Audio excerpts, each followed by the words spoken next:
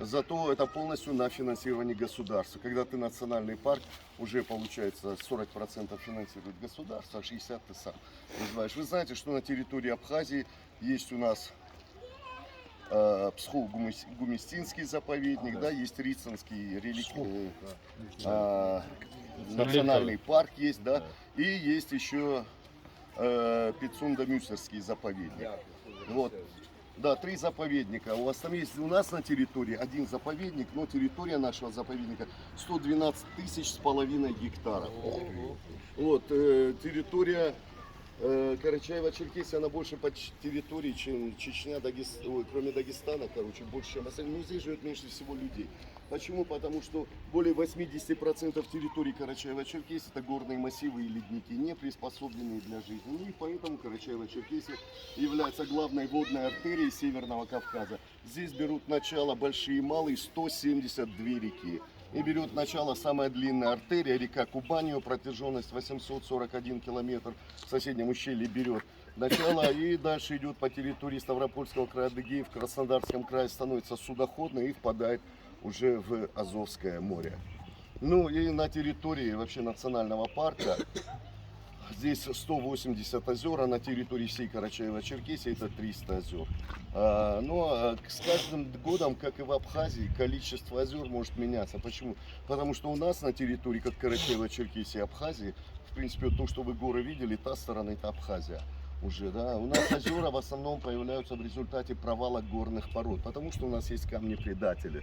Это кварцевая порода, да, это что, песчаник, да, у нас есть, вот, и поэтому количество озер оно может меняться. Те озера, которые появились в результате провала горных пород, туда впадают реки, но оттуда не вытекают. Почему? Потому что они между собой уже общаются водными артериями. На территории Карачаево-Черкесии находится самая высокая вершина Европы, это гора Эльбрус. Гора Эльбрус это дремлющий вулкан. Вот последний раз извергался 5000 лет тому назад. Вот эти космические снаряды, его бомбы вулканические, они долетали до Астрахани, это 800 километров. То есть отсюда. То есть русло Кубани полностью, это лава 5000 лет назад продолбила. Если вулкан, не дай бог, еще раз проснется, то Карачаево-Черкесия, Кабардино-Балкария можно забыть, они просто навечно останутся в памяти народной. Возможно, Абхазия тоже так что. Ну, все равно, как долетят оттуда приветики от нас. А вот это вот, ну, мне же сказали, что его не будет сегодня, Давид. Я даже и сам не знал. Руслан Опять этот Бенсузов. Шамиль, понимаешь, здесь. Шамиль Мушевле. Я с Карачаями не вожусь.